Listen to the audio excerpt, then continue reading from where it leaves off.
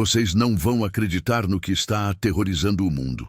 Preparem-se para a história mais bizarra e assustadora que vocês já ouviram. Eu sou o narrador, e hoje a gente vai desvendar um mistério que faz a gente questionar tudo o que sabemos sobre a natureza. Estamos falando de um monstro lendário, uma criatura que desafia a lógica, o temido chupacabra. Sim, aquele mesmo que rouba o sono de fazendeiros e deixa a ciência de cabelo em pé. Já ouviram falar? Tenho certeza que sim. Lembram quando o pânico se espalhou como um incêndio incontrolável? Não faz assim tanto tempo, mas parece que a gente já viveu várias vidas desde então.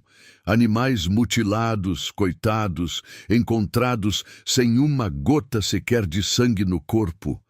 É de arrepiar, não é? Quem poderia ser o responsável por tamanha carnificina? Não era um predador comum, não era um lobo, nem um coiote. As marcas eram diferentes. O modus operandi, digamos assim, era único e grotesco. Uma verdadeira história de terror se desenrolando bem diante dos nossos olhos. O que estava acontecendo? A gente se perguntava, sem ter ideia de que estávamos presenciando o nascimento de uma das lendas urbanas mais persistentes e assustadoras do nosso tempo. Desde Porto Rico, onde tudo começou, até o Texas, passando por diversas regiões das Américas, a criatura se tornou um ícone do inexplicável. O chupacabra virou sinônimo de mistério, de algo que está lá fora, à espreita, e que a gente não consegue entender. Qual a verdade por trás desses ataques misteriosos que deixaram um rastro de medo e especulação por onde passaram? É a pergunta de $1 milhão, né? E olha, não é uma pergunta fácil de responder. Vamos mergulhar nos relatos mais arrepiantes e nas provas que surgiram ao longo dos anos. Preparem-se, porque a gente vai passar por fotos borradas, testemunhos chocantes e até mesmo supostas carcaças que poderiam ser do monstro. Será que o chupacabra é real ou apenas uma lenda urbana, um conto de fadas sombrio que a gente insiste em acreditar? A verdade é que o medo do desconhecido é um prato cheio para a imaginação, e o chupacabra soube muito bem como usar isso a seu favor. Ele se tornou o boi-bumbá moderno, o monstro de debaixo da cama dos adultos. É fascinante e assustador ao mesmo tempo, mas espera que tem mais.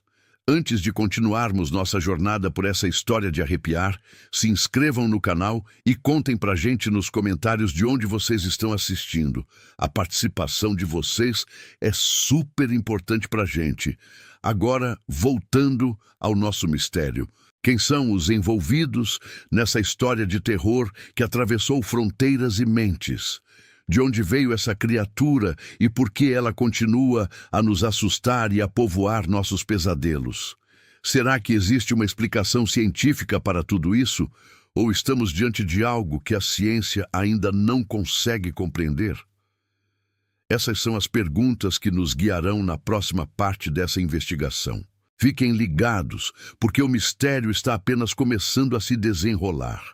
Mas quem são os envolvidos nessa história de terror que atravessou fronteiras e mentes? De onde veio essa criatura e por que ela continua a nos assustar e a povoar nossos pesadelos?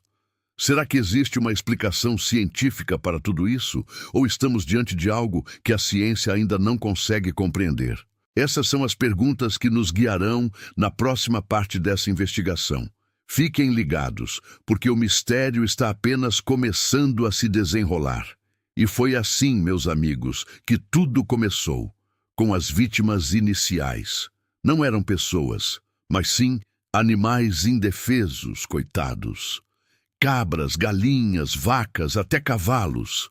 Todos encontrados com marcas estranhas, como se alguém tivesse usado um saca-rolhas bizarro e, o mais chocante, sem uma gota de sangue. Pensem comigo, é coincidência ou um padrão macabro?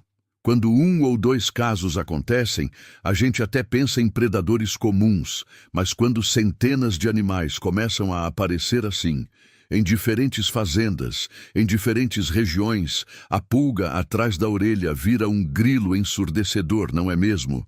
Aquele cheiro de mistério no ar se tornava cada vez mais forte e as pessoas começavam a se perguntar: que tipo de criatura faria isso? Que tipo de predador não come a carne, mas drena o sangue? É de gelar a espinha.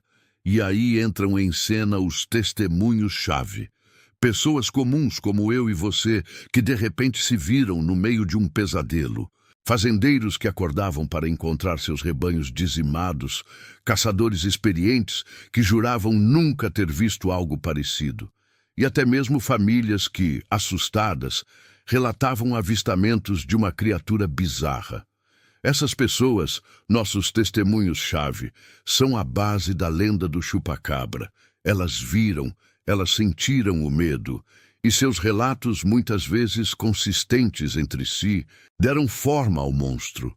Quem são essas pessoas que juram ter visto o chupacabra com os próprios olhos? Elas estavam mentindo? Tinham alucinações?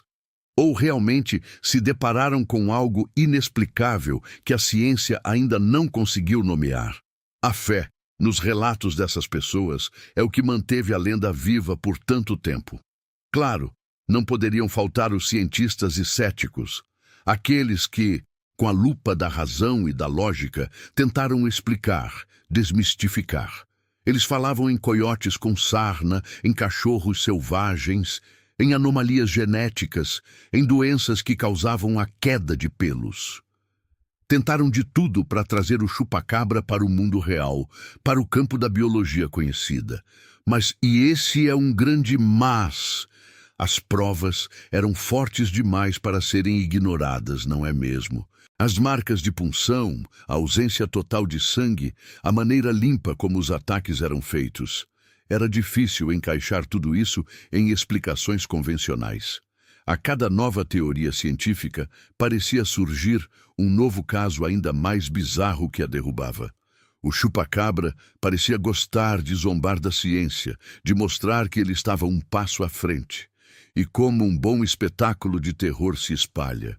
Pela mídia, claro. Como a imprensa transformou uma série de ataques em um fenômeno global. O papel dos noticiários e programas de TV na construção da lenda foi fundamental. Eles pegaram os relatos assustadores, as fotos borradas e os testemunhos chocantes e os transformaram em manchetes que vendiam jornais e prendiam a atenção do público. O chupacabra virou estrela, um monstro pop que de repente estava em todo lugar. A histeria se espalhou e cada sussurro virava um grito. A mídia não apenas reportou, ela moldou a narrativa, transformando um mistério local em um ícone global do inexplicável. E o que dizer do monstro em si? Como as descrições evoluíram? No início, falava-se de uma criatura com espinhos nas costas, olhos vermelhos, quase um alienígena saído de um filme B. Depois, com o tempo e os novos relatos, a imagem foi mudando para algo mais parecido com um cão selvagem, com pele acinzentada e sem pelos. Qual é a verdadeira face do chupacabra? Ou será que ele muda de forma, se adapta, ou que na verdade existem várias criaturas diferentes sendo chamadas pelo mesmo nome? É como um jogo de telefone sem fio, onde a descrição vai se alterando a cada novo testemunho, cada nova reportagem. E por que Porto Rico foi o berço dessa lenda? Há algo nos mistérios da ilha que favoreceu o surgimento dessa história? A ilha, com sua rica cultura e folclore, já era um caldeirão de lendas. O terreno fértil para o chupacabra, com suas florestas densas e comunidades rurais isoladas, que se tornaram o palco perfeito para o surgimento de uma criatura que se esconde nas sombras. Talvez a própria atmosfera de mistério da ilha tenha dado o empurrão inicial para que o chupacabra ganhasse vida nas mentes das pessoas.